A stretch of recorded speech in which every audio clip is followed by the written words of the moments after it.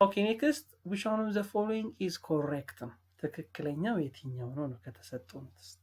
So, A, declarations of all types of dividend reduced cash balance. ለምሳሌ እየሰራን ነው እስቲ declarations of all types of dividend reduced. No, ሁሉም types of dividendoች ካሽን አይቀንሱ። ለምሳሌ ዲቪደንዱ in terms of share የሚሰጥ ከሆነ in terms of dividend የሚሰጥ ከሆነ ካሽን ሊቀንሰው አይችልም። ካሽ የሚቀንሰው ምን ከሆነ ብቻ ነው? ዲቪደንዱ ካሽ ታይፕ ዲቪደንድ ከሆነ ብቻ ነው። ስለዚህ ኤ አይሆንም ማለት መልስ። ቢ as compared to other form of business it is difficult to raise fund in share capitals. በአክሲዮን በሚቋቋሙ ወይም ኮርፖሬሽኖች በኮርፖሬሽን መልክ በሚቋቋሙ ቢዝነሶች ላይ በቀላሉ ካፒታል ሬዝ ማድረግ አይቻልም። difficult to raise ነው። ይሄም ፎልስ ነው። እንደውም ከሁሉም ቢዝነሶች በቀላሉ ብዙ ካፒታል ጀነሬት ልናደርግበት የምንችለው ብዙ ልንሰበስብበት የምንችለው የቢዝነስ ታይፕ የትኛው ነው?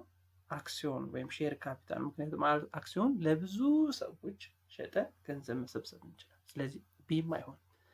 ሲ the shareholders equity account is credited by authorized share multiplied by the par value ይላል።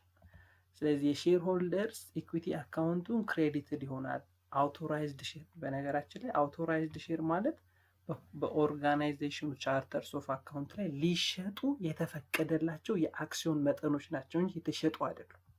አውቶራይዝድ ሼር።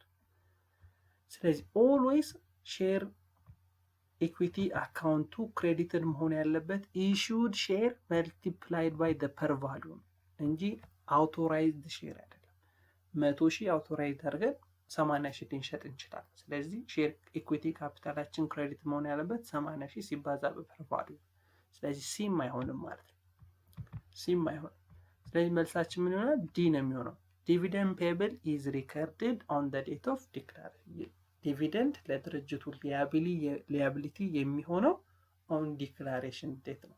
ዲቪደንድ እንከፍላለን ተብሎ ዲክለር የተደረገበት ቀን በዛች ቀን ዲቪደንድ ፔብል is recorded on declaration of dividend ማለት ነው። dividend payable is recorded on the date of declarations of dividend ይሆናል መልሳችን ማለት ነው።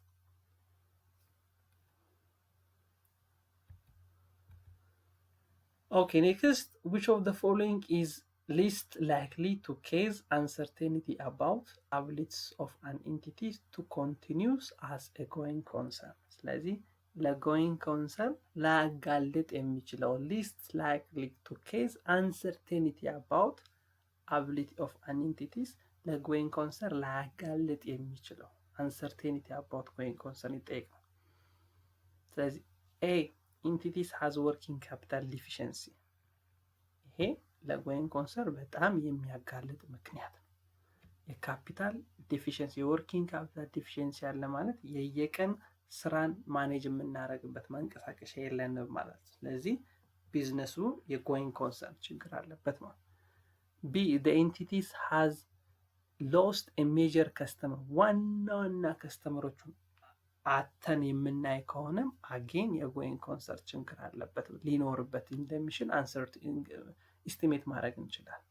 ሌላኛው the entities has significant recurring ኦፕሬቲንግ ሎስ። በጣም ትልቅ የሆነ ተደጋጋሚ የሆነ ኦፕሬቲንግ ሎስ እያጋጠመው ከሆነ ምን እንላለን?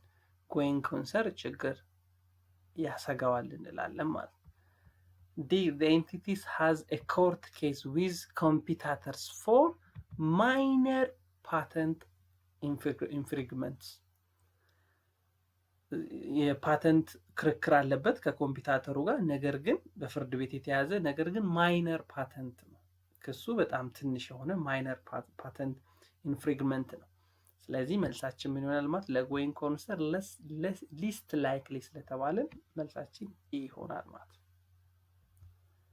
ኦኬ ኔክስት ኤክስ ኮንትሮል ኦቨር the compositions of y ቦርድ ኦፍ ዳይሬክተር። ስለዚህ ኤክስ የዋይ ድርጅትን ቦርድ ኦፍ ዳይሬክተር በሚመረጥበት ጊዜ ኤክስ ሙሉ ለሙሉ ኮንትሮል ያደርጋል and x own 49% of y x ግን የዋይን ምን ያክል ፐርሰንት ነው ኦን ያደረገው 49% ብቻ ነው and it is a largest share ትልቁን ሼር የያዘው x ነው ማለት በዋይ ድርጅት ውስጥ again x has an agreement with z ከሌላ ካምፓኒ z ከሚባል ጋር agreement አለ which owns 10% of z አሁን 10% of y ስለዚህ አሁን እዚህ ጋር እንደ ላይ y የሚባል ድርጅት አለ y የሚባለው ላይ y የሚባለው ላይ x 49% አለው z 10% አለው ነገር ግን zን ራሱ ማን ይቆጣጠረዋል x ነው የሚቆጣጠረው ስለዚህ በሌላ ቋንቋ ምን ማለት ነው x በራሱ y ላይ 49% አለው እንደገና x በz በኩል y ላይ ስንት ፐርሰንት አለው ማለት ነው 10% አለው ማለት ነው ስለዚህ whereby z will always vote on the same as x ይላል ስለዚህ z always ማን የመረጠው x የመረጠው ነው የሚመርጠው ስለዚህ can x exercise control over y ስለዚህ x የሚባለው ድርጅት በy ላይ ኮንትሮል ሊኖረው ይችላል ወይ ነው ስለዚህ yes ትክክል ነው ይኖረዋል ምክንያቱም የራሱ 49% አለው በz በኩል ደግሞ የሚመጣ 10% አለው በድምሩ ስንት ፐርሰንት 59% አለው ማለት ስለዚህ more than 50 plus ከሆነ ደግሞ we have control right ይኖረናል ማለት control right ይኖረናል ስለዚህ መልሳችን a ይሆናል x can exercise control because it control more than 50% of voting power and it can govern a financial and operational policy of the y ማለት ምክንያቱም የራሱ 49 አለው በy በz በኩል ደግሞ 10% አለው 59% ስላለው ማለት ነው next in case of property held under an operating lease and classified as inventory investment property ስለዚህ operating lease እንደ ኢንቨስትመንት ፕሮፐርቲ ፋይናንሻል ስቴትመንት ላይ ክላሲፋይድ የምናረገው ከሆነ ምን ስፔሲፊኬሽኖች መሟላት አለባቸው ነው ይሄን አይስ 14 በደንብ ያብራራዋል መልሳችን ምን እንደሚሆነው a ነው የሚሆነው መልሳችን ምን እንደሚሆነው a ነው የሚሆነው the entities has to use a fair value model only ምክንያቱም ስታንዳርዱ ላይ ምን የተቀመጠ ነገር አለ a property interest that held by the lease under operating lease may be classified and accounted as investment property if and only if እኚህ ሁለቱ ከተሟሉ ብቻ ነው ኦፕሬቲንግ ሊዝን ፋይናንሻል ስቴትመንት ላይ እንደ ኢንቨስትመንት ፕሮፐርቲ ክላሲፋይድ የምናደርገው ማለት የመጀመሪያው ምንድነው the property would otherwise meet definitions of investment property definition የሚያሟላ ከሆነ leased property ስለሆነ ያሟላ then leases use a fair value model የሚጠቀም ብቻ ከሆነ operating leaseን እንደ ኢንቨስትመንት ፕሮፐርቲ ክላሲፋይድ ማድረግ የሚቻለው ማለት ስለዚህ መልሳችን a ይሆናል ማለት next the variance that is best for measuring operating performance is ከተሰጡን ቫሪያንሶች ውስጥ ኦፕሬቲንግ ፐርፎርማንስን በበለጠ ሜጀር የሚያደርግልን የትኛው ነው ስለዚህ መልሳችን ምንድነው የሚሆነው ፍሌክሲብል በጀት ቫሪያንስ ይሆናል ለምንድን ነው ፍሌክሲብል በጀት ቫሪያንስን ቤስት የምንለው ምክንያቱም ፍሌክሲብል በጀት ከስታቲክ በጀት ከማስተር በጀት የሚለየው ምንድነው ጠቅላላ በጀቱን በአክቹዋል ኳንቲቲያችን ነው ድጋሚ የምንሰራው እና at the end of the period ነው የሚሰራው ማስተር በጀት at the beginning አይደል ፍሌክሲብል በጀት at the end ነው የሚሰራው every በጀት ዩኒቷን እየሰረዝን አክቹዋል ዩኒት አስገብተን ፐርፎርማንሳችንን ነው ሜጀር የምናደርግበት ኦፕሬቲንግ ፐርፎርማንስ ነው የሚነግረን ማለት ነው ስለዚህ መልሳችን ይሆናል a ይሆናል ማለት okay next high dividend may increase stock value due to all of the following reasons except ስለዚህ ዲቪደንድ የሚከፈለው አማውንት ሃይ በሆነ ቁጥር ስቶክ ቫልዩን ምን ያደርገዋል ኢንክሪዝ ያደርገዋል due to the following reason በእነዚህ ምክንያቶች except then high dividend allow companies to increase their proportion of external equity financing. B dividend are used to tool to minimize agency cost. yes በነገራችን ላይ ዲቪደንድ በደንብ የሚከፈል ከሆነ በሼር ሆልደሮቹ እና በማኔጅመንቶቹ መካከል የሚኖረው የኤጀንሲ ፕሮብለም ኦር ኤጀንሲ ኮስት ምን እያደረገ ይመጣል? እየቀነሰ ይመጣል። ስለዚህ the value of share ምን ያደርጋል ማለት ነው? the value of the share it can be increased ማለት ነው። and high dividend are used to signal higher expected future earnings። ስለዚህ ትልቅ ዲቪደንድ የሚኖር ከሆነ ወደፊት ምን ይጠብቃል ማለት ነው? ሰው ወደፊትም ብዙ ዲቪደንድ ይከፈላል በሚል ኤክስፔክት ስለሚያደርግ value of the share ምን ያደርጋል? ይጨምራል ማለት ነው። and dividend are more certain than capital gain። ካፒታል ጌን የምንለው ሼራችንን አቆይተን ቫልዩ ሲጨምር እንሸጣለን የምንለው። ስለዚህ which one is uncertain? ገና ወደፊት ዋጋው ጨምሮ ምናምን ነው አንሰርቴን ነው። ዛሬ ግን ዲቪደንድ የሚከፈል ከሆነ ኢንቨስተሮች ከካፒታል ጌን ይልቅ ወደ ዲቪደንድ ስለሚመርጡ ቫልዩ ኦፍ ሼሩ ምን ያደርጋል ማለት ነው? ይጨምራል ማለት ነው።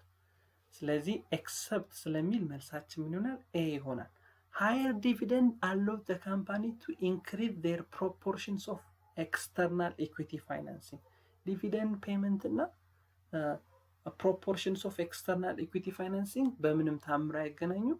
and ስቶክ ቫልዩንም አፌክት አያደርግም ማለት ነው። ምክንያቱም ሃይ ዲቪደንድ የሚሆን ከሆነ ካሽ ቫልዩ ነው እንጂ የሚቀንሰው ኤክስተርናል ፋይናንስ ይሄ በኢኩዊቲ ወይም በዴት የምናደርገውን ፋይናንስ አፌክት አያደርግም፣ ስቶክ ቫልዩንም አፌክት አያደርግም ማለት ነው።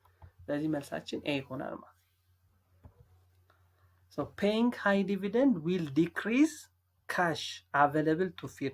It will not help in any way to firms to increase external equity financing ማለት። ስለዚህ መልሳችን ኤ ይሆናል። Next, which one of the following is false?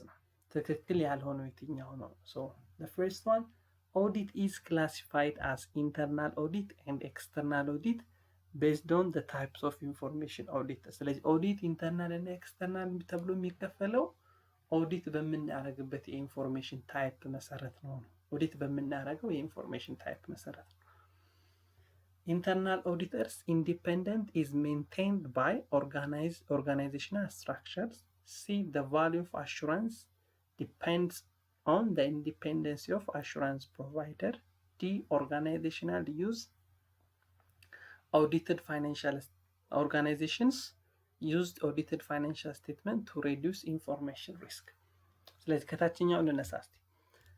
የተለያዩ ኦርጋናይዜሽን ለምሳሌ ኢንቨስተር ሊሆን ይችላል፣ ክሬዲተር ሊሆን ይችላል፣ የገቨርንመንት ተቋም ሊሆን ይችላል። ኦዲትድ የሆነ ፋይናንሻል ስቴትመንትን መጠቀማቸው በኢንፎርሜሽን ምክንያት የሚመጣውን ሪስክ ምን ያደርግላቸዋል? ይቀንስላቸዋል። ለዚህ ነው ጨረታ ላይ የተለያዩ ተቋሞች ምን ያደርገው ኦዲትድ ፋይናንሻል ስቴትመንት ይፈልጋሉ።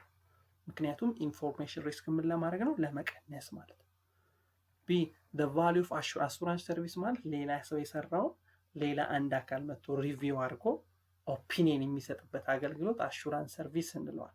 ስለዚህ the value of assurance service depends on independence of assurance። አሹራንስ የሚሰጠው አካል ኢንዲፔንደንት በሆነ ቁጥር የአሹራንሱ ቫልዩ ምን እያደረገ ይሄዳል ማለት ነው?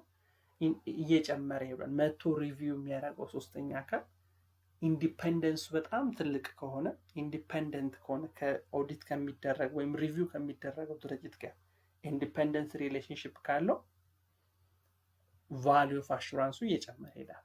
ስለዚህ ትክክል።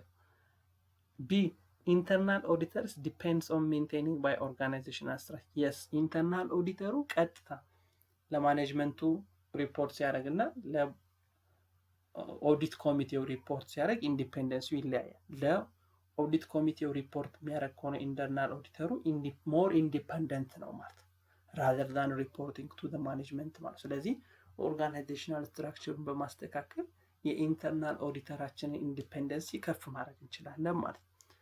ስለዚህ መልሳችን ምን ነው የሚሆነው? ኤ ነው የሚሆነው። ምክንያቱም ኦዲቲንግ ኢንተርናል እና ኤክስተርናል ተብሎ የሚከፈለው በኦዲት በሚደረገው ኢንፎርሜሽን ታይፕ መሰረት ሳይሆን በፓርቲሲፓንቶቹ ነው።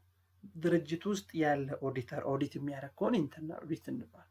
ከድርጅቱ ውጪ ያለ ሰው መጥቶ ኦዲት የሚያደርገው ከሆነ ኤክስተርናል ኦዲት እንለዋል። ስለዚህ ኢንተርናል እና ኤክስተርናል የምንለው ቤዝድ ኦን ፓርቲሲፓንት ነው እንጂ ቤዝድ ኦን ዘ ታይፕስ ኦፍ ኢንፎርሜሽን አይደለም ማለት ነው። ስለዚህ መልሳችን ኤ ይሆናል ማለት ነው። Next, for which of the following fund would a government be least likely to record its annual budgets and thereby integrated to accounting systems? ስለዚህ ከተሰጡት ውስጥ least likely to record annual budget ሪከርድ ሊያደርግ የሚችልና thereby integrated accounting system least likely ላይሆን የሚችለው ማለት ነው ሌላ ቋንቋ። ስለዚህ አሁን ከነዚህ ውስጥ የተለየው የትኛው? all these are ገቨርንመንታል ፈንድ አይደል? ገቨርንመንታል ፈንድ ነው። ኢንተርፕራይዝ ፈንድ ምንድን ነው? ፕሮፕራይተሪ ፈንድ ነው። ቢዝነስ ታይፕ አክቲቪቲ ውስጥ ነው። ስለዚህ ኢት ሹድ ቢ መልሳችን ምን መሆን አለበት ማለት ነው? ኤ ይሆናል ማለት ኢንተርፕራይዝ ፈንድ ነው መልሳችን። ኦኬ ኔክስት which of the following measurement base identified in the conceptual framework of International Public Sector Accounting Standard Board for liabilities will often be the relevant measurement base for liability ነው። ስለዚህ ኮንሰፕቹዋል ፍሬምወርክ ኦፍ ኢንተርናሽናል ፐብሊክ ሴክተር አካውንቲንግ ስታንዳርድ ቦርድ ላይ ለሊያቢሊቲ ሜዥርመንት ሪሌቫንት ቤዙ ተብሎ የተቀመጠው የትኛው ሜዥርመንት ቤዝ ነው? ሶ ኮስት ሪሊዝ ነው፣ ኮስት ፉልፊልመንት ነው፣ አሰፕሽን ፕራይስ ነው ኦር ሂስቶሪካል ኮስት ነው የተጠየቅነው ማለት። ስለዚህ አኮርዲንግ ቱ ኮንሰፕቹዋል ፍሬምወርክ የትኛውን የሊያቢሊቲ ሜዥርመንት ነው ኮንሲደር የምናደርገው ነው። ስለዚህ መልሳችን ቢ ይሆናል፣ ኮስት ፉልፊልመንት። ለምን? አኮርዲንግ ቱ ኮንሰፕቹዋል ፍሬምወርክ ዊ ሃቭ ቱ ሞድስ ኦፍ ሜዥርመንት፣ ሂስቶሪካል ሞድ እና ከረንት ቫሊዩ ሞድ የምንለው ማለት ነው። ሶ ቤዞቻችን ደግሞ ሂስቶሪካል ቤዝ፣ ከረንት ኦፕሬሽን ቫሊዩ፣ ኮስት ፉልፊልመንት እና ፌር ቫሊዩ ቤዞች አሉ። ሞስት ሪሌቫንት ሜዥርመንት ፎር ሊያቢሊቲ which is known as ኮስት ፉልፊልመንት ነው። ኮስት ፉልፊልመንት ነው። ስለዚህ ሬሌቫንት ሜዥርመንትስ የተጠየቅነው ኮንሰፕቹዋል ፍሬምወርክ ላይ ለሊያቢሊቲ የተቀመጠውን ሬሌቫንት ሜዥርመንት ቤዝ ስለሆነ ኮስት ፉልፊልመንትን እንመርጣለን ማለት ነው። ኦኬ ኔክስት the auditor test the entity's policy of obtaining credit approval before shipping goods to the customer to support which of the following management assertions? ስለዚህ ኦዲተሩ ምን ቴስት ማድረግ ፈልጓል? obtaining credit approval የክሬዲት አፕሩቫል ቢፎር ሺፒንግ ጉድስ ቱ ዘ ከስተመር፣ ፕሮዳክቶች ከሴሉ ወደ ከስተመሩ ሺፕ ከመደረጋቸው በፊት ክሬዲት አፕሩቫሉን እንዴት ነው የሚሰራው? ፖሊሲስ የኤንቲቲውን ፖሊሲ ኦብቴን ክሬዲት አፕሩቫሉ ማየት ነው የፈለገው። ስለዚህ ይህ ማኔጅመንት አሰርሽኑ ምን ይባላል? ኮምፕሊትነስ፣ ቫሉዌሽን ኦር አሎኬሽንስ፣ ኤግዚስተንስ ኦር ኦከረንስ ኦር ራይት ኤንድ ኦብሊጌሽንስ። ስለዚህ ኮምፕሊትነስ አይሆንም። ምክንያቱም ኮምፕሊትነስ በአንድ የአካውንቲንግ ፔሪድ ውስጥ ያሉት ነገሮች ሁሉ በሙሉ ተመዝግበዋል ወይ ነው፣ ኮምፕሊት ነው ወይ ነው ትራንዛክሽኑ። ስለዚህ ይሄንን አናይ። ኤግዚስተንስ ኤንድ ኦከረንስ አይሆንም። ምክንያቱም ኤግዚስተንስ ኤንድ ኦከረንስ ማለት ትራንዛክሽኖቹ ሪሊ ኤግዚስተድ አድርገዋል ወይ፣ ተፈጽመዋል ወይ፣ አሴት ሊያቢሊቲ አሉ የተባሉት አሉ ወይ የሚለውን የምናይ ከሆነ ኤግዚስተድ ኤንድ ኦከረንስ ነው። ራይት ኤንድ ኦብሊጌሽን ከሆነ ደግሞ ፋይናንሻል ስቴትመንት ላይ ፕሬዘንት የተደረጉት አሴቶች፣ ሊያቢሊቲዎች፣ ኦነር ሲኩሪቲዎች ሪሊ የድርጅቱ ናቸው ወይ። ራይት ኤንድ ኦብሊጌሽን ማኔጅመንት አሰርሽን ይህን ነው ሜጀር የሚያደርግልን። ስለዚህ መልሳችን ምን ይሆናል? ቢ ይሆናል ማለት ቫሉዌሽን ኦር አሎኬሽን ማለት ነው። ቴስቲንግ ክሬዲት አፕሩቫል ቢፎር ሺፒንግ ኦፍ ጉድስ ቱ ከስተመር ቴስት ቫሉዌሽን አሰርሽን ቢኮዝ ዲስ ቴስት አድሬስ ኮሌክታቢሊቲስ ኦፍ አካውንት ሪሲቨብል። ሄደን የአካውንት ሪሲቨብል ነው ቫሊዩ የምናደርገው። የዚህ ቴስት ውጤት የሚመራን ወዴት ነው? አካውንት ሪሲቨብል ባላንሱን እንድናውቅ እና ኮሌክታቢሊቲውን ቫሉዌሽን ምን ያክሉ ሊሰበሰብ ይችላል፣ ምን ያክሉ ላይሰበሰብ ይችላል። ምክንያቱም ክሬዲት አፕሩቫሉ ከተበላሸ አካውንት ሪሲቨብል የሚሰበሰበውን የማይሰበሰበውን ከፍ ሊያደርገው ስለሚችል ማለት ነው። ስለዚህ እንደዚህ አይነት ማኔጅመንት አሰርሽኖች ቫሉዌሽን ኤንድ አሎኬሽን እንላቸዋለን ማለት ነው።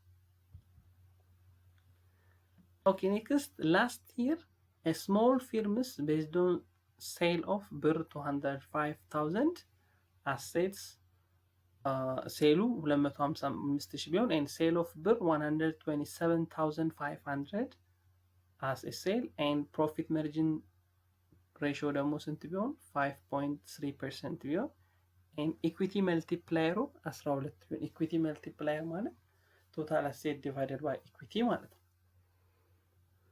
So the finance manager believed that the company could reduce its asset by ብር 21,000 without affecting its profit margin. ስለዚህ ካምፓኒው ሴሉ 205,000 አሴቱ 127,500 ነው። ፕሮፊት መርጅኑ 5.8% ነው። ኢኩዊቲ መልቲፕላየሩ 12 ነው። ነገር ግን ፋይናንስ ማኔጀሩ ምን ብሏል? አሴቱን በ21,000 ብንቀንሰው ሬዲዩስ ብናደርገው ፕሮፊት መርጅናችንን አፌክት ሳያደርግ ዴብት ቱ ኢኩዊቲ ሬሾአችንን አፌክት ሲያደርግ ሴላችንን ፕሮፊት መርጅናችን እዛው እንደነበር ኮንስታንት ቢሆን how much would return on equity have changed ነው የሚለው። ስለዚህ 21,000 ከመቀነሳችን በፊትና 21,000 ከቀነሰን በኋላ ሪተርን ኦን ኢኩዊቲ ምን ያክል ነው እንሰራና የሁለቱን ልዩነት ስንሰራ changes of return on equity እናገኛለን ማለት ነው። ስለዚህ ምንና ሪተርን ኦን ኢኩዊቲ ፎርሙላ መልሳችን ቢ ይሆናል። ለምንድነው ቢ የሚሆነው? ምክንያቱም when the asset is አሴቱ 127,500 በነበረበት ሰዓት ሪተርን ኦን ኢኩዊቲ ለመስራት ምን ነው የምናደርገው? ኔት ፕሮፊት ዲቫይደድ ባይ ኢኩዊቲ ካፒታል ማድረግ እንችላለን። ነገር ግን ይሄንንም ትተን ሌላ ፎርሙላ መጠቀም እንችላለን። ሪተርን ኦን ኢኩዊቲ ማለት ፕሮፊት መርጂን መልቲፕላይድ ባይ አሴት ተርኖቨር መልቲፕላይድ ባይ ኢኩዊቲ መልቲፕላየር ማድረግ እንችላለን ማለት ነው። ዴን አሴት ተርኖቨርን ካላወቅን ደግሞ አሴት ተርኖቨር ማወቅ እንችላለን። ሴል ዲቫይደድ ባይ ቶታል አሴት ነው። ስለዚህ ሴሉን እናውቃለን 205,000 ነው። አሴቱን እናውቃለን 127,500 ነው። ስለዚህ አሴት ተርኖቨሩ ስንት ነው? 1.6078 ታይምስ ነው ማለት ነው። ስለዚህ አሁን በዚህኛው ፎርሙላ መስራት እንችላለን። ፕሮፊት መርጅኑ 5.3% ነው ሲባዛ 1.6078 አሴት ተርኖቨር መልቲፕላይድ ባይ ኢኩዊቲ መልቲፕላየርስ። ስለዚህ ሪተርን ኦን ኢኩዊቲው አሴቱ 127,500 በነበረበት ሰዓት ሪተርን ኦን ኢኩዊቲው ምን ያክል ፐርሰንት ነው? 10%፣ 10.23% ነው። ኦኬ አሴቱን በ21 ብር ሬዲዩስ የምናደርገው ከሆነ ደግሞ ስንት ይሆናል? አሴቱ ስንት ይሆናል? 106,500 ይሆናል ማለት። ስለዚህ አሴቱ 106,000 የሚሆን ከሆነ ደግሞ ሪተርን ኦን ኢኩዊቲ ድጋሚ እንዴት ይሆናል? የቅድሙን ፎርሙላ እናስቀምጥ። ነገር ግን አሴት ተርኖቨራችን ይለወጣል አሁን። ምክንያቱም ሴል ዲቫይደድ ባይ አሴት ስለምናደርግ ሴሉ 205,000 ነው። አሴት ተርኖቨሩ ለማግኘት የምንጠቀመው አሴት ደግሞ 106,500 ነው አሁን። ስለዚህ አሴት ተርኖቨሩ ስንት ይሆናል? 1.9248 ታይምስ ይሆናል ማለት ነው። ስለዚህ ሪተርን ኦን ኢኩዊቲያችን ስንት ይሆናል? 12.24% ይሆናል። ናው በሁለቱ መካከል ያለው አማውንት ቼንጁ ምን ያክል ነው? በ12.24% እና በ10.28 መካከል ያለው ልዩነት ስንት ይሆናል? 2.08። ስለዚህ የተጠየቅነው ምንድነው? how much would return on equity have changed? በዚህ ውሳኔ አሴትን በ21,000 በመቀነሳችን ምክንያት ሪተርን ኦን ኢኩዊቲው ከ10 ወደ 12 አድጓል ማለት ነው። ስለዚህ መልሳችን ቢ ይሆናል ማለት ነው። ኦኬ ኔክስት አበቡ is an employee in one of the factory owned by the government in Ethiopia። ስለዚህ አበቡ በኢትዮጵያ መንግስት በተያዘ አንድ ፋክተሪ ውስጥ ነው የምትሰራው። her monthly salary basic salary ስንት ነው? 2,600 ነው። and she has a taxable allowance ታክስ የሚከፈልበት allowance ለምሳሌ ፖዚሽን allowance ሊሆን ይችላል። ስንት አላት? 300 አላት። and non tax allowance ደግሞ ታክስ የማይከፈልበት allowance ደግሞ ስንት አላት? 200 አላት። and she earn an overtime ከመስራት ደግሞ ምን ያክል ገንዘብ አግኝታለች? 100 ብር አግኝታለች። ስለዚህ የተጠየቅነው ምንድነው? what is the amount of tax deducted from አበቡ earnings?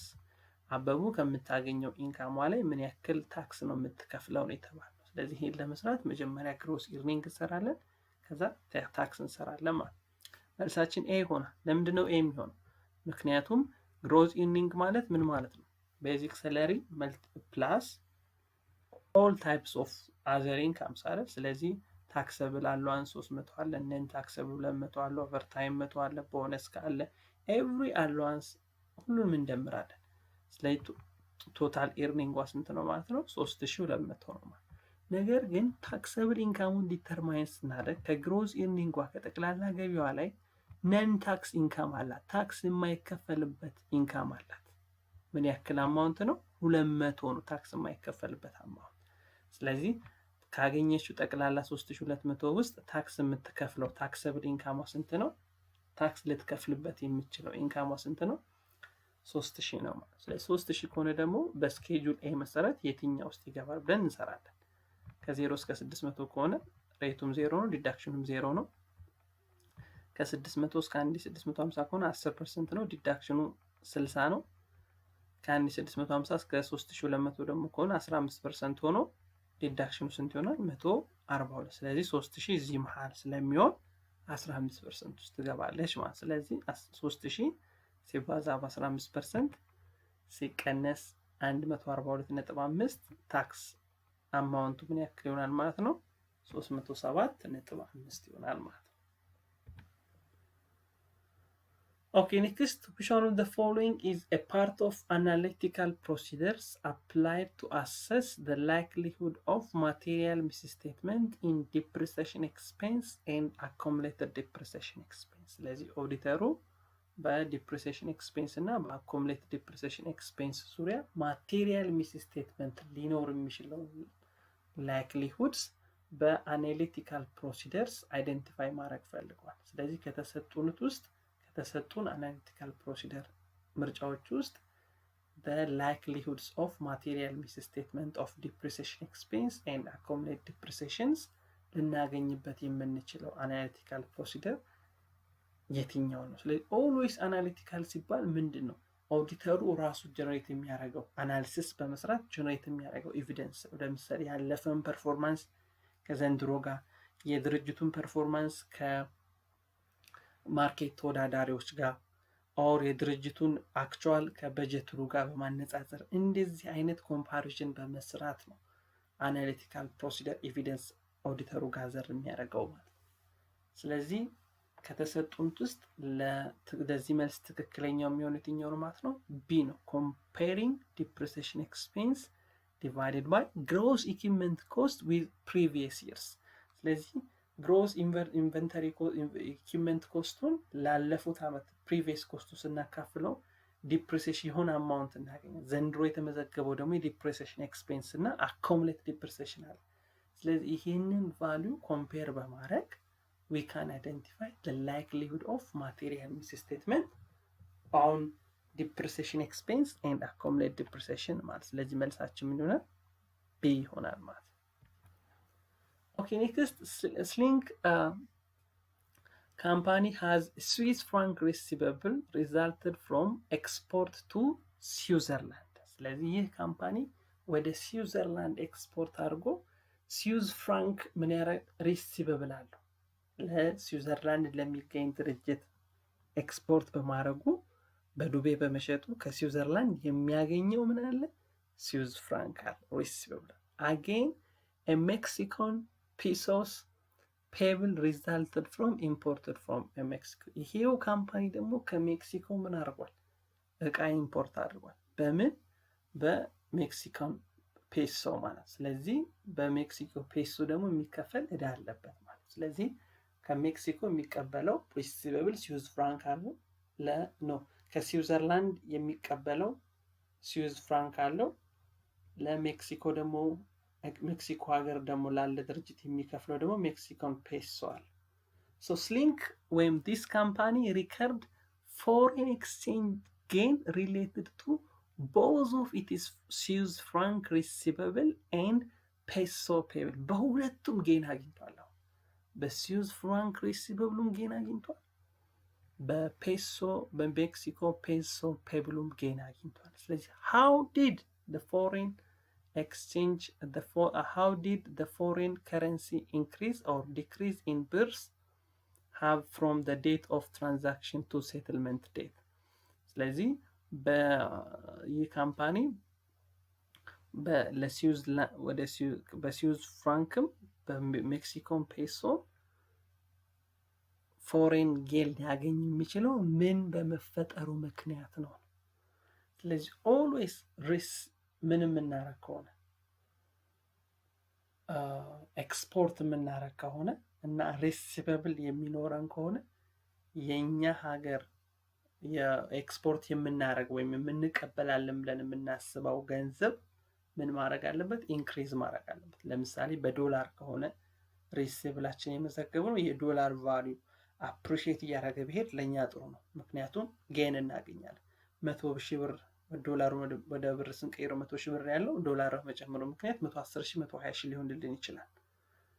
ኦኬ በምንከፍል ሰዓት ደግሞ ሊያቢሊቲ ኖሮብን ደግሞ በምንከፍል ሰዓት ጌን የምናገኘው መቼ ነው?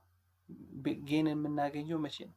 ያ እንከፍልበታለን ያለው የውጭ ምንዛሬ ምን እያደረገ ሲመጣ እየቀነሰ በሚመጣበት ጊዜ ነው ማለት ነው።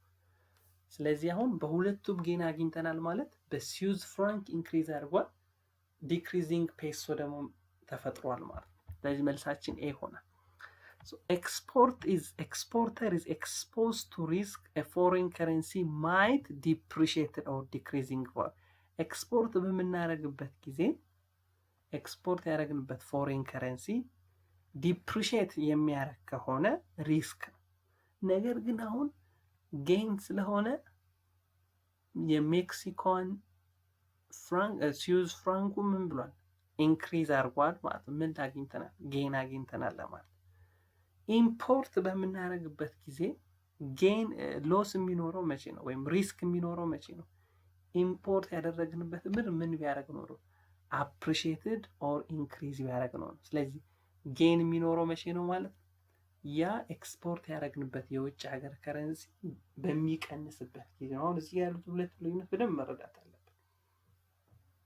ምክንያቱም ጌን የሚኖረው በኤክስፖርት ጊዜ ጌን የሚኖረው ሪቨርስ ከሆነ ይሄንን ሪቨርስ ብታደርጉ ይችላላችሁ። እንዲህ ከሆነ ይሄ እንዲህ ከሆነ ጌን ይሆናል ማለት ነው። በቃ ጌን ይሆናል። እዛው ባለበት ከሆነ ሎስ ነው የሚሆነው። ጌን የሚሆነው መቼ ነው?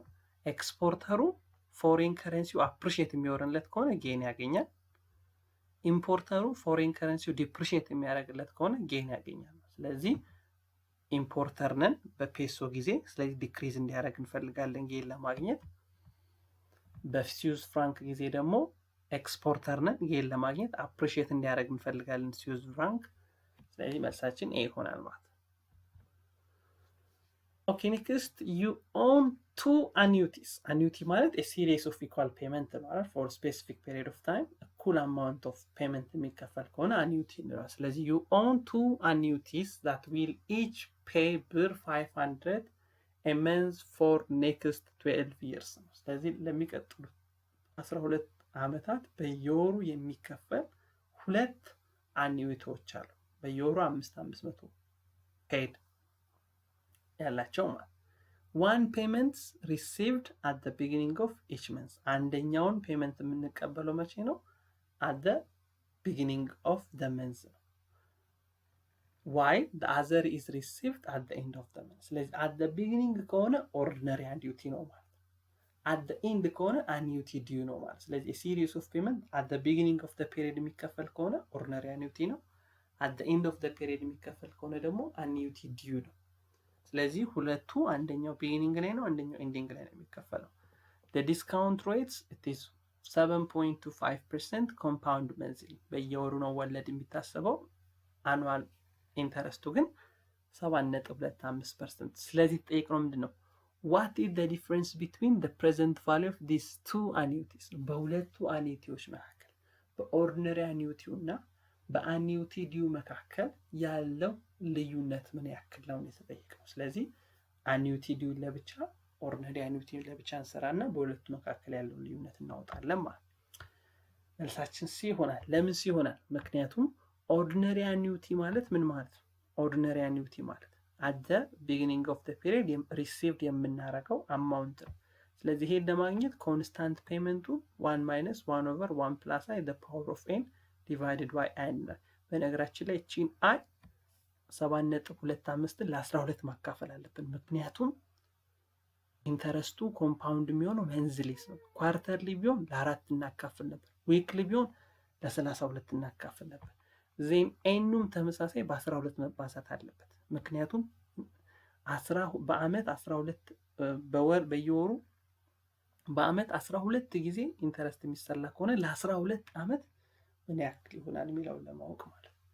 ስለዚህ ኦርዲነሪ አኑዊቲን ለመስራት 500 ፊክስድ አማውንቱ ሲባዛ 1/1 ፕላስ 0.0725 divided by 2 divided by 12 and the square root of ምን አደረገ?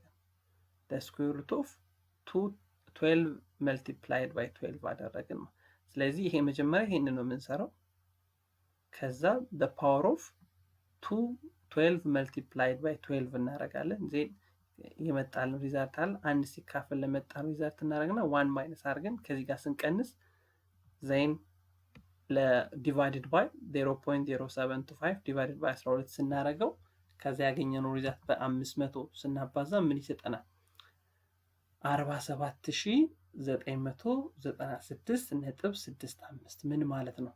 ለሚቀጥሉት 12 ዓመታት በየወሩ ኮምፓውንድ የሚሆን 500 at the beginning of the period የምንቀበል ከሆነ ፕሬዘንት ቫልዩ ምን ያክል ነው ማለት ነው? 47996.65 always ደግሞ present value of annuity at the end of the period if the payment is made at the end of the period ከሆነ በቀላሉ ማግኘት እንችላለን። present value of ordinary annuity already ስንት አግኝተናል? እዚህ ጋር 47996 አግኝተናል። እሱን በምን ማባዛት ነው? 1 ፕላስ አይ አርገን ማባዛት ነው። በሌላ ፎርሙላ ማግኘት እንችላለን። ነገር ግን ኦርዲነሪ አኒዩቲ ዲዩን ለማግኘት ፕሬዘንት ቫልዩ ኦፍ ኦርዲነሪ ፕሬዘንት ቫልዩ ኦፍ አኒዩቲ ዲዩን ለማግኘት ፕሬዘንት ቫልዩ ኦፍ ኦርዲነሪ አኒዩቲን 1 ፕላስ አይ እናደርጋለን ማለት። ስለዚህ 47996.69 ሲባዛ 1 ፕላስ አይ ስንት ነው ብለናል? 0.725 ሲካፈል ለ12 አድርገን ነው የምናገኘው ማለት። ስለዚህ መልሳችን ስንት ይሆናል? 48286.59 ይሆናል። ስለዚህ በሁለቱ መካከል ያለው ልዩነት የተጠየቅነው ይሄን ስለሆነ በሁለቱ ፕሬዘንት ቫልዩዎች መካከል ያለው ልዩነት ስንት ይሆናል ማለት ነው? 289.9 ይሆናል ማለት ነው። which of the following is commonly traded in money market ነው። ስለዚህ መኒ ማርኬት ላይ በብዛት የሚሸጠው ኢንስትሩመንት የትኛው? መኒ ማርኬት ማለት አጫጭር ሾርት ተርም ፋይናንሻል ኢንስትሩመንቶች የሚሸጡበት ማርኬት ነው። ካፒታል ማርኬት ስንል ደግሞ ለረጅም ጊዜ ሊቆዩ የሚችሉ ኢንስትሩመንቶች የሚሸጡበት ነው። ስለዚህ ከተሰጡት ውስጥ መኒ ማርኬት ላይ የሚሸጠው የትኛው ነው? ዲ ነው የሚሆነው። ትሬዠሪ ቢል ማለት ትሬዠሪ ይሄ ገቨርንመንት ቦንድ ነው። ስለዚህ ሎንግ ተርም ነው። ትሬዠሪ ኖትም ተመሳሳይ፣ ፕሪፈር ሼርም ተመሳሳይ። ስለዚህ ሞስት ኮመንሊ ትሬድድ ዲስ ዋን ኢዝ ትሬዠሪ ቢል ማለት ነው። የግምጃ ቤት ሰነድ የምንለው ማለት ነው። ኦኬ lower of cost or net realizable value is it is implied to inventory is best described as ስለዚህ lower of costን ወይም net realizable value ን ኢንቨንተሪ ላይ አፕላይ የምናደርገው ቤስት ዲስክራይብ የሚያደርገው የትኛው ነው? the change in inventory value to the net realizable value, the assumption is determined inventory flow, the reporting of a loss when there is decreasing in future utility below the original cost, the methods of determining cost of goods sold። ስለዚህ ይህ ሜተድ lower cost or net realizable value ሜተድ ለኢንቨንተሪ መጠቀም አለብን ማለት ምን ማለት ነው?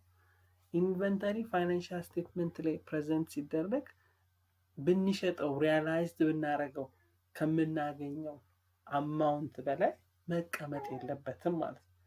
ስለዚህ ፊውቸር ቫልዩ መልሳችን ሲ ነው የሚሆነው። ምክንያቱም ሪፖርቲንግ ኦፍ ኤ ሎስ ዌን ዴር ኢዝ ዲክሪዚንግ ኢን ፊውቸር ቫልዩ ቢሎ ዘ ኦሪጂናል ኮስት ነው። ስለዚህ ከኦሪጂናል ኮስቱ በታች ከሆነ ኔትራላይዘብል ቫልዩ መጠቀም አለብን። ምክንያቱም ኦልዌይስ ኢንቨንተሪ ሪፕሬዘንትድ መሆን ያለበት በትክክለኛው ባላንስ ስለሆነ ማለት በኔትራላይዘብል ቫልዩ ኦር ሎወር ኮስት ሜተድ ማለት። ስለዚህ መልሳችን ሲ ይሆናል ማለት ነው። Okay, next, a central city was awarded to a state grant during its fiscal year end September 13, 2020. ስለዚህ በ2020 ሴፕቴምበር 30 ሴንትራል ሲቲ ሁለት ግራንቶች አግኝቷል። የመጀመሪያው ግራንት a ብር of 2 million block grants that can be used to cover any operating expense during the fiscal during the fiscal year of 2021 መቼ ነው ያገኘው? በ2020 ነው ያገኘው አንደኛውን ግራንት 2 ሚሊዮኑን። ነገር ግን መጠቀም የሚችለው ለየትኛው ነው? incurred during a fiscal year of 2021 and ሁለተኛው ግራንት ደግሞ 1 million grant that can be used anytime to acquire equipment for its police department ይላል። ስለዚህ በማንኛውም ጊዜ ሊጠቀመው ይችላል ማለት ነው። ታይም ስፔሲፊኬሽን የለውም ይሄኛው። ስለዚህ ተጠይቅነው ምንድነው? for the year end September 13 2020 the central city should recognize grant revenue in its fund financial statement ላይ ሴፕቴምበር 30 2020 ሪፖርትድ መሆን ያለበት ምን ያክል አማውንት ነው? ስለዚህ በ2020 ግራንት ሬቬኑ ተብሎ ሪኮግናይዝ መደረግ ያለበት 1 ሚሊዮን ብር ብቻ ነው። ለምን? ይሄንን 2 ሚሊዮን ብር መጠቀም የምንችለው ለየትኛው ኤክስፔንስ ነው? ለ2021 ኤክስፔንስ ነው። ስለዚህ ታይምሊ ሪስትሪክት ተደርጓል። ስለዚህ ታይምሊ ሪስትሪክት የተደረገውን ፈንድ የዚህ አመት ግራንት ሬቬኑ ብለን ማካተት አንችልም። የ2021 ነው እንጂ። ነገር ግን 1 ሚሊዮን ኤኒ ታይም መጠቀም እንችላለን ማንኛውም ፐርፐስ። ስለዚህ መልሳችን ምን ይሆናል ማለት ነው? ቢ ይሆናል ማለት ነው። Okay, next, which one of the following is not among the responsible of an auditor?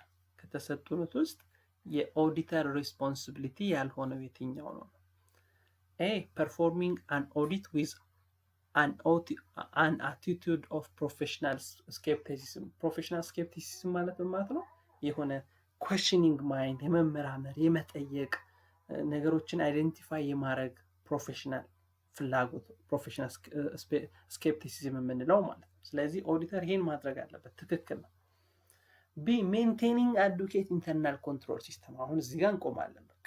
ምክንያቱም ኦዲተርስ ኢንተርናል ኮንትሮሊንግን ሜንቴን የማድረግ ግዴታ የለበትም።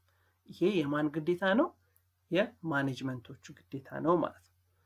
ሌላው ግን ኦዲተር ሌላ ምን ይሰራል? ዲቴክቲንግ ማቴሪያል ሚስ ስቴትመንት ኢን ፋይናንሻል ስቴትመንት የስ ኦዲተር ሪስፖንሲቢሊቲ ነው። ዲቴክቲንግ ዳይሬክት ኢፌክት ኦፍ ኢሌጋል አክትስ የስ የኦዲተር ሪስፖንሲቢሊቲ ነው። ነገር ግን ሜንቴኒንግ አዱኬት ኢንተርናል ኮንትሮል ኢት ኢዝ ኖት ዘ ሪስፖንሲቢሊቲ ኦፍ አን ኦዲተር ማለት ነው። ኦኬ ኔክስት the contribution margin ratio always increase when። ስለዚህ contribution margin ratio የሚጨምረው ምን ሲሆን? always increase when የተጠየቀው። so break even point decrease no። በነገራችን ላይ ኮንትሪቢዩሽን መርጂን ብሬክ ኢቨንን አፌክት ያደርገዋል እንጂ ብሬክ ኢቨን ኮንትሪቢዩሽን መርጂንን አፌክት አያደርገውም። ስለዚህ ብሬክ ኢቨን የሚባለውን ኮንሲደር አናደርገው። ኮንትሪቢዩሽን መርጂን ማንን አፌክት ያደርጋል? ብሬክ ኢቨንን አፌክት ያደርጋል። ብሬክ ኢቨን ግን ኮንትሪቢዩሽን መርጂንን አፌክት አያደርግም። ኦኬ ስለዚህ ሁለት ቀሩም ማለት ነው። አሁን መልሶች variable expense as percentage of sale is decreased. D, variable expense as the percentage of net sale is increased. አሁን አንድ ፎርሙላ ማስታወስ አለብን። ኮንትሪቢዩሽን ማርጂን ሬሽዮ ስንል ሴሊንግ ፕራይስ ማይነስ ቫሪያብል ኮስት ዲቫይደድ ባይ ሴሊንግ ፕራይስ አድርገን እናገኛለን። ሌላም ፎርሙላ ግን አለን አይደል? ኮንትሪቢዩሽን ማርጂን ሬሽዮ ማለት 1 ማይነስ ቫሪያብል ኮስት ሬሽዮ ነው። 1 ማይነስ ቫሪያብል ኮስት ሬሽዮ። ስለዚህ በዚህ ፎርሙላ መሰረት 1 ማይነስ ቫሪያብል ኮስት ሬሽዮ ስናደርግ ኮንትሪቢዩሽን ማርጂኑ ኢንክሪዝ ሊያደርግ የሚችለው ቫሪያብል ኮስት ሬሽዮ ሲጨምር ነው ሲቀንስ? 1 ማይነስ ቫሪያብል ኮስት ሬሽዮ ነው የምናደርገው። ስለዚህ ቫሪያብል ኮስት ሬሽዮ ኦልዌይስ ዲክሪዝ ባደረገ ቁጥር በቀነሰ ቁጥር ኮንትሪቢዩሽን ማርጂን ሬሽዮ ምን ያደርጋል? ከፍ ይላል ማለት ነው።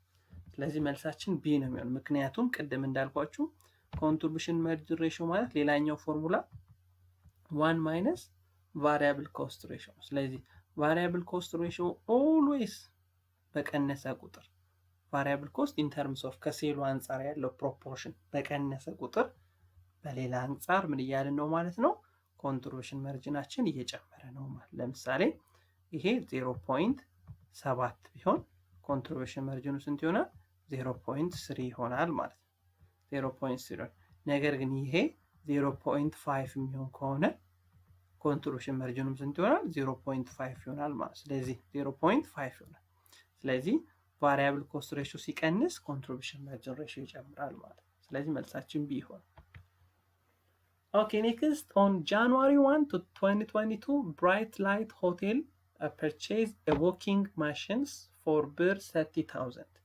The machine has estimated life of 5 years and has residual value of 5,000 birr. The companies use a double decline balance method. What will be the amount of depreciation expense for the year ending December 31st, 2022 ማለት ነው።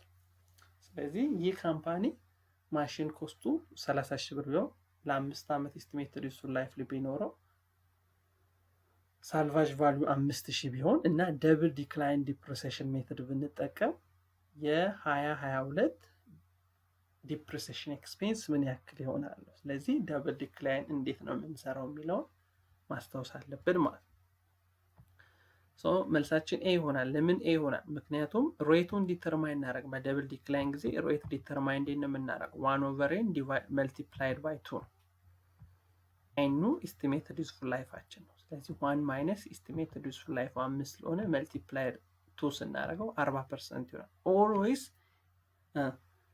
beginning book value of the year በ40% depreciated እያደረገ ይሄዳል ምክንያቱም ደብል ዲክላይን ማለት የስትሬት ላይኑ ሬት ደብል አድርገን ስለምንወስድ ማለት 40% ስለዚህ የመጀመሪያው አመት 2022 ዲሴምበር 31st ያለው ለማው 30,000 ሲባዛ በ40% ስናደርግ 12,000 ይሆናል accumulated depreciation 12,000 ይሆናል ending book value ከ30,000 ለ12,000 ቀንስ 18,000 ይሆናል እኛ ግን የምንፈልጋት የ2022 depreciation expense ብቻ ስለሆነ መልሳችን ስንት ይሆናል ማለት ነው 12,000 ይሆናል ማለት Okay, next the accounting equation show አሁን እዚህ ጋር ቀላል ጥያቄ ነው ነገር ግን መሸወት የለብንም accounting equation show accounting equation ማለት asset is equals to liability plus owner's equity or capital ስለዚህ ይህ accounting equation የሚያሳየን ነገር ምንድነው ለተጠየቀው ስለዚህ የማይሆነውን እናውጣ እስቲ ለምሳሌ equality of net income and ይሄ አይሆንም accounting equation ይሄን ያሳይ ይሄም አይሆንም the equality of revenue with expense ይሄም አይሆንም okay the equality of asset with the owners no asset is equals to liability መኖር አለበት ይሄም አይሆንም ስለዚህ መልሳችን ምንድነው የሚሆነው ማለት ነው ሲ the equality of the equality of resource with the equality of resource with the source asset ስንል ሪሶርስ asset የምንለው ንብረት የምንለው ሪሶርስ ከየት ነው የምናገኘው አንድ ተበድረን ሶርሱ ከየት ነው በብድር ሁለት በራሳችን ኢኩዊቲ ፋይናንስ ነው የምናደርገው ስለዚህ it show the equality of the source or the assets with the source ማለት ነው accounting equation የሚያሳየን ማለት ለምን assets equals to ምንድነው ማለት liability plus owner's equity ነው ስለዚህ the right side ወይም ደግሞ ይህ ሳይድ ማለት the right side የምንለው የሚያሳየን ምንድነው it show where the cash come from to buy an asset asset ለመግዛት ገንዘብ ከየት ነው የመጣው በብድር ነው በኢኩዊቲ ነው source of finance ነው የሚያሳየን left side ውስጥ ምን ያሳየናል የመጣው ገንዘብ ወዴት ዋለ ምን አይነት ሪሶርስ ላይ ኢንቨስት አደረግነው የሚለውን ነው የሚያሳየን ስለዚህ መልሳችን ሲ ይሆናል ማለት ነው Okay, next, which one of the following is not one of the 5 classes of transaction included in the sale and collection cycle? The sale and collection cycle ውስጥ የማይካተተው የትኛው ነው? ከአምስቱ ቤዚክ ሴል ኤንድ ኮሌክሽን ሳይክል ትራንዛክሽኖች ውስጥ ይሄም ቀላል ጥያቄ ለምሳሌ ከታችን ጀምር ሴል ኤንድ ሪተርን አንድ ዋንስ ባይ ዲፎልት የማን አካውንት ነው? ይሄ የሴል ኤንድ ኮሌክሽን ሳይክል ውስጥ ያለ ነው አይደል? ሴል ኤንድ ኮሌክሽን ሳይክል ውስጥ ያለ ባድ ዴፕት ኤክስፔንስ ከአካውንት ሪሲቨብል ጋር ተያይዞ የስ ስንሸጥ ክሬዲት ሴል ሊኖር ይችላል። ክሬዲት ሴሉን ኮሌክት በምናደርግበት ጊዜ ሴል ኤንድ ኮሌክሽን፣ ስለዚህ ባድ ዴፕት ኤክስፔንስ ኮሌክሽን ሳይክል ውስጥ ይገባል። ሴል ኤንድ ኮሌክሽን ሳይክል ውስጥ ራይት ኦፍ አንኮሌክተብል አማውንት የማይሰበሰበውን ባድ ዴፕት አንኮሌክተብሉን ራይት ኦፍ ማድረግም እዚህ አካውንት ውስጥ ይገባል። ስለዚህ ኢንተረስት ኢንካምስ ኢት ኢዝ ኖት ዘ ክላስ ኦፍ ሴል ኤንድ ኮሌክሽን ሳይክል ማለት። ስለዚህ መልሳችን ኤ ይሆናል። ኦኬ ኔክስት which the companies use a specific identification method to value its inventories it purchase coming at different cost as follows። ስለዚህ ካምፓኒው የሚጠቀመው ምን አይነት ኢንቨንተሪ ኮስቲንግ ሜተድ ነው? ስፔሲፊክ አይደንቲፊኬሽን ሜተድ። ብዙ አይነት ኮስቲንግ ሜትዶች አሉ አይደል? ስፔሲፊክ አይደንቲፊኬሽን፣ ፊፎ፣ ሊፎ፣ ዌይትድ አቨሬጅ የምንላቸው። ይህ ካምፓኒ ግን የሚጠቀመው ስፔሲፊክ አይደንቲፊኬሽን ነው። ጁላይ 5 ላይ 2 ዩኒቶች ተገዝተዋል። እያንዳንዳቸው በ2000 ብር ነው የተገዙት። ፌብሩዋሪ ላይ 3 ዩኒቶች ናቸው። እያንዳንዳቸው በ3000 ብር ነው የተገዙት። ጁን 10 ላይ 5 ዩኒቶች እያንዳንዳቸው በ4000 ብር ነው የተገዙት።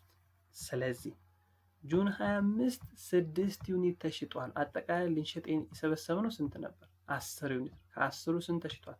6 ተሽጧል። በስንት ብር ነው የተሸጡት? እያንዳንዳቸው በ5000 ብር ነው የተሸጡት ተብለናል። ስለዚህ from the items sold ከተሸጡት 6 አይተሞች ውስጥ 3ቱ ፌብሩዋሪ ላይ የተገዙት ናቸው።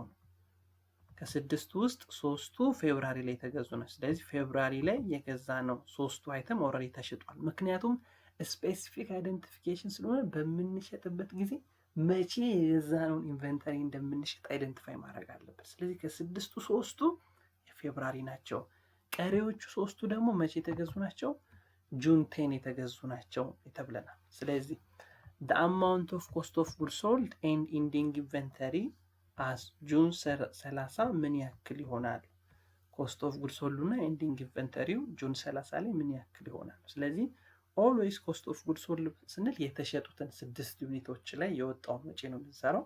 ending inventory ደግሞ ስንል ያልተሸጡት የቀሩት ዩኒቶች ላይ የወጣባቸውን ወጪ ነው የምንሰራው ማለት ነው። ስለዚህ መልሳችን ሲ ይሆናል። ለምን? ምክንያቱም የተሸጡት የፌብሩዋሪ 3 ዩኒቶች እያንዳንዳቸው በ3000 ብር የተገዙት፣ ስለዚህ 9000 ብር ወጥቶባቸዋል። ዜን ጃንዋሪ ጁን 10 ላይ የተገዙት 3 ዩኒት ከ5 ተገዝተዋል። ከ5ቱ 3ቱ ተሽጠዋል። እያንዳንዳቸው በ4000 ብር ነው 12000 ብር ወጥቶባቸዋል። ስለዚህ ኮስት ኦፍ ጉድስ ሶልዳችን ስንት ይሆናል ማለት ነው? የተሸጡ ዩኒቶች ላይ የወጣባቸው ወጪ 21000 ብር ይሆናል ማለት ነው። ኔክስት አንሶልድ ዩኒቶች ያልተሸጡት ደግሞ ቅድም እንሰራን የተሸጡት ምን ያክል ወጥቶባቸዋል? 21000 ወጥቶባቸዋል ኮስት ኦፍ ጉድስ ሶልድ። ስለዚህ ያልተሸጡት ዩኒቶች ደግሞ ከጃንዋሪ 2 አለን እያንዳንዳቸው 2000 ብር የወጣ፣ ስለዚህ 4000 ብር። ጁን ላይ ደግሞ 5 ነበረን፣ ከ5ቱ 3ቱ ተሽጧል፣ ስለዚህ 2 ይቀራል። እያንዳንዳቸው 4000 ብር የወጣባቸው 8000 ማለት ነው። ስለዚህ ኢንዲንግ ኢንቨንተሪያችን ስንት ይሆናል ማለት ነው? 12000 ማለት ነው።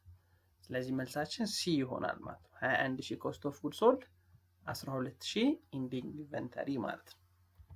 A company's is plan it is operation the coming year and the chief executive officer wanted to the firm's additional fund needed ማለት። ስለዚህ additional fund needed የምንለው የተለያዩ ኦፕሬሽንን ለማስፋት ሴልን ለማሰደግ የሚያስፈልግ ተጨማሪ ፈንድ ነው። so the firm is operating at full capacity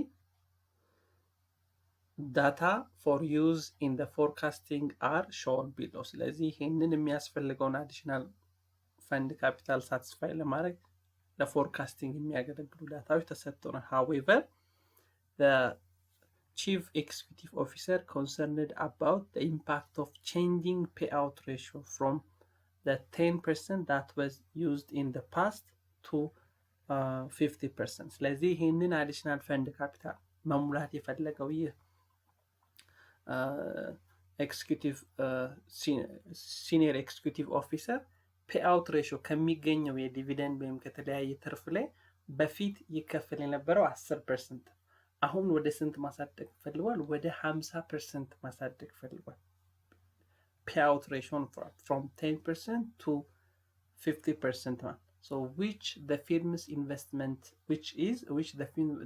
investment bank have recommended። ስለዚህ ኢንቨስትመንት ባንኮች ሪኮመንድ አድርገውታል። ከ10% ወደ 50% ብናሳድገው ዲቪደንድ ፔአውት ሬሽዮ አዲሽናል ፈንድ ኒድዱ የሚያስፈልገን ለተለያየ ማስፋፊያ የሚያስፈልገንን ፈንድ ሳቲስፋይ ማድረግ እንችላለን ማለት based on the additional fund equation by how much would the additional fund for coming year change if the companies increase the payout ratio from 10 to the new ማለት ስለዚህ ይሄንን ዲቪደንድ ፔአውት የምንቀይረው ከሆነ አዲሽናል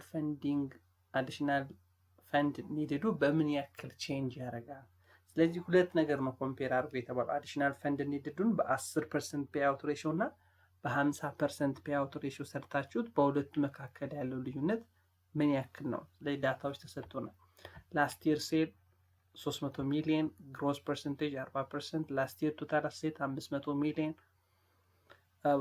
ፕሮፊት ማርጂን 20%፣ አካውንት ፔብል 10% 50 ሚሊዮን፣ ኖት ፔብል 15 ሚሊዮን and last year accruals liability which is 20 millions and initial payout ratio ስንት ነበረ? 10% ከሚገኘው ኔት ኢንካም ላይ እና ካልን ሪቴኒንግ ላይ 10% ብቻ ለዲቪደንድ ምን ከፍል ነበር። አሁን ግን ወደ 50% ማሳደግ ፈልገናል። ስለዚህ በሁለቱ ፔአውት ሬሽዮች መካከል የሚፈጠረው ቼንጂንግ አዲሽናል ፈንድ ኒድዱ ምን ያክል ነው የተጠየቅነው ማለት ነው። ስለዚህ መልሳችን ቢ ይሆናል 33.6 ሚሊዮን ይሆናል። ለምን? ፈንድ ኒድዱን ለማግኘት ምን እንደምናደርገው ቼንጅ ኢን አሴት ማይነስ ቼንጂንግ ሊያቢሊቲ ማይነስ ቼንጂንግ ሪቴኒንግ ነው። በፎርካስቲንጉ ምክንያት እና አዲሽናል ፈንድ የምንፈልገውን ፈንድ ለማወቅ እንደምናደርገው በፎርካስቲንጋችን ወይም ፔአውት ሬሽዮችን በመለወጣችን ምክንያት አሴቱ ላይ የተፈጠረው ቼንጅ ሲቀነስ ሊያቢሊቲ ላይ የተፈጠረው ቼንጅ ሲቀነስ ሪቴኒንግ ላይ የተፈጠረው ቼንጅ ነው የምናደርገው። ስለዚህ መጀመሪያ ፔአውት ሬሽዮ 10% በነበረ ጊዜ ከምናገኘው ጠቅላላ ኢርኒንግ ውስጥ በዲቪደንድ መልክ ዲስትሪቢዩትድ እናደርጋለን ያልነው 10% በሆነ ጊዜ አዲሽናል ፈንድ ኒድዱ ምን ያክል ይሆናል የሚለውን ነው የምንሰራው። ስለዚህ አሴታችን 500 ነበር። ስለዚህ በ40% ግሮዝ አድርጎ ጨምሮ በስንት ጨምሯል ማለት ነው? በ200 ኢንክሪዝ አድርጓል። ለምን? ድርጅቱ በፉል ካፓሲቲ ነው ኦፕሬት የሚያደርገው ተብለናል። በፉል ካፓሲቲ ነው ኦፕሬት የሚያደርገው ማለት የሴል ግሮዙ ዳይሬክት ማች ዊዝ አሴት ግሮዝ ኤንድ ሊያቢሊቲ ግሮዝ ማለት ነው። ሴል ግሮዙ ጠቅላላ የአሴቱን በዛው ፐርሰንት ያሳድገዋል፣ ሊያቢሊቲውን በዛው ፐርሰንት ያሳድገዋል ማለት ነው። ስለዚህ 500 ሚሊዮን ነበር፣ በ40% ሲያድግ በ200 ሚሊዮን ከፍ ይላል። ሊያቢሊቲ አካውንት ፔብል እና አክሩድ ነው የምንወስደው 70 ሚሊዮን ይሆናል። በ40% ኢንክሪዝ አደረገ ማለት በስንት ያድጋል ማለት ነው? ቼንጅ ኦፍ ላያቢሊቲ በ28 ሚሊዮን ከፍ ይላል ማለት ነው። ቼንጂንግ ሪቴኒንጉ ለማግኘት ፎርካስትድ ሴሉን መልቲፕላይድ ባይ ፕሮፊት ማርጂን መልቲፕላይድ ባይ ሪቴን ሬሽዮ። ሪቴን ሬሽዮ ማለት 10% እንከፍላለን ካለን ሪቴን የምናደርገው ስንት ፐርሰንት ይሆናል? 90%። 70% እንከፍላለን ካለን 30% ሪቴን እናደርጋለን ማለት። ስለዚህ ይህ ምን ይነግረናል? ሪቴኒንግ በምን ያክል ኢንክሪዝ አደረገ የሚለውን ይነግረናል ማለት። ስለዚህ ፎርካስትድ ሴላችንን በነገራችን ላይ ፎርካስትድ ሴላችን በፕሮፊት ማርጂን በምናባዛበት ጊዜ ኔት ኢንካም ይሰጠናል። ስለዚህ ፎርካስትድ ሴላችንን ግን እንዴት ነው የምናውቀው? 300 ፕሪቪየስ ይር ሴል አለ፣ ላስት ይር ሴል አለ። በ40% ያድጋል ማለት ስንት ይሆናል ማለት ነው? አሁን የምንፈልገው ፎርካስት የምናደርገው ሴል ነው። ስለዚህ 300 ነበረ፣ በ40% ሲያድግ 420 ይሆናል ማለት በ1.4 ስናባዛው እዚህ ጋር ቼንጇን ብቻ ስለፈለግን እንጂ ቶታል አሴቱ ቢሆን ስንት ይሆን ነበር? 700 ይሆን ነበር። ሊያቢሊቲውም ተመሳሳይ ማለት። አሁን ፎርካስትድ ሴሉን ስለሆነ የፈለግነው ቼንጇ 120 ሚሊዮን ነች። ስለዚህ ፎርካስትድ ሴሉ 420 ሚሊዮን ይሆናል ማለት ነው። ዜን ፕሮፊት መርጂናችን በምናባዛበት ጊዜ ማንን ይሰጠናል? ኔት ኢንካም ይሰጠናል። 420 በ20% በምናባዛበት ጊዜ ኔት ኢንካሙን በሪቴን ሬሽዮ ወይም በ1 - 0.1 በምናባዛበት ጊዜ ሪቴን ኢርኒንጉ በምን ያክል ኢንክሪዝ አደረገ? ቼንጂንግ ሪቴን ኢርኒንጋችን እናገኛለን። 75.6 ሚሊየን ማለት ነው። ስለዚህ አሁን አዲሽናል ፈንድ ኒዳችንን ማወቅ እንችላለን ማለት ነው። ዲቪደንድ ፔአውት ሬሽዮ 10% ከሆነ ቼንጂንግ አሴት 200 ሚሊዮን ነው። ቼንጂንግ ሊያቢሊቲ 28 ሚሊዮን ነው። ቼንጂንግ ሪቴን ኢርኒንግ ወይም ኢንክሪዚንግ ሪቴን ኢርኒንጉ 75.6 ሚሊዮን ነው። ስለዚህ አዲሽናል ፈንድ ኒድዱ ስንት ነው ማለት ነው? 96.4 ሚሊዮን ይሆናል ማለት ነው። ኦኬ ዲቪደንድ ፔአውት ሬሽዮ 50% ቢሆንስ? አሁን ሌላው ነገር ተመሳሳይ ሆኖ ፔአውት ሬሽዮ ብቻ ወደ 50% ነው ሲኒየር ኤክስኪዩቲቭ ቺፍ ኤክስኪዩቲቭ ኦፊሰሩ ሪኮመንድ እያደረገ ያለው። ስለዚህ 50% በሚሆንበት ጊዜ ቼንጂንግ አሴቱን አፌክት አያደርግም፣ ቼንጂንግ ላያቢሊቲውን አፌክት አያደርግም። ማንም ብቻ ነው አፌክት የሚያደርገው? ቼንጂንግ ሪቴን ኢርኒንጉን ብቻ ነው አፌክት የሚያደርገው። ስለዚህ ቅድም እንደሰራ ነው እንሰራን 300 ሲባዛ በ1.4 ምክንያቱም 420 ሚሊዮን ፎርካስተር ሴሉን ለማግኘት ኤን መልቲፕላይድ ባይ ፕሮፊት መርጂኑ አልተለወጠም 20%። አሁን ሪቴን ሬሽዮ እና ፔአውት ሬሽዮ ነው የተለወጠው። 1.01 ነበር ያደረግነው፣ 1 - 0.1 ነበር ያደረግነው። አሁን ደግሞ 1 - 0.5 እናደርጋለን። ምክንያቱም 50%ቱን ሪቴን ያደርገዋል፣ 50%ቱን ፔአውት ያደርገዋል። ስለዚህ ሪቴን ኢርኒንጉ ቼንጅ ያደረገው በስንት ሚሊዮን ነው ማለት? በ42 ሚሊዮን ነው ማለት ነው። ስለዚህ 50% ፔአውት ሬሽዮ የምናደርግ ከሆነ አዲሽናል ፈንድ ኒድ የሚያስፈልገን ባሰብነው ልክ ፎርካስታችንን ሳቲስፋይድ ለማድረግ ሴላችንን በ40% ለመጨመር የሚያስፈልገን ተጨማሪ ካፒታል ምን ያክል ነው ማለት ነው? 130 ሚሊዮን። እዚህ ጋር የሚያስፈልገን ካፒታል ስንት ነው? ያሰብነውን ፎርካስት የአሴቱንም የሊያቢሊቲውን ሁሉንም ፎርካስት ሳቲስፋይ ለማድረግ ሴላችንን በ40% ለማሳደግ 420 ለማድረስ 10% ዲቪደንድ ለመክፈል 96.4 ሚሊዮን ብር ያስፈልጋል። ስለዚህ በሁለቱ ቼንጆች መካከል ያለው ልዩነት ስንት ነው የተጠየቅነው? በሁለቱ አዲሽናል ፈንድ ቼንጆች ነው። ስለዚህ 30 ሚሊዮን ሲቀነስ 96.4 ሚሊዮን ስንት ይሆናል ማለት ነው? 33.6 ሚሊዮን ይሆናል። ስለዚህ መልሳችንን ቅድም እንዳልነው ቢ ነው ማለት ነው። 33.6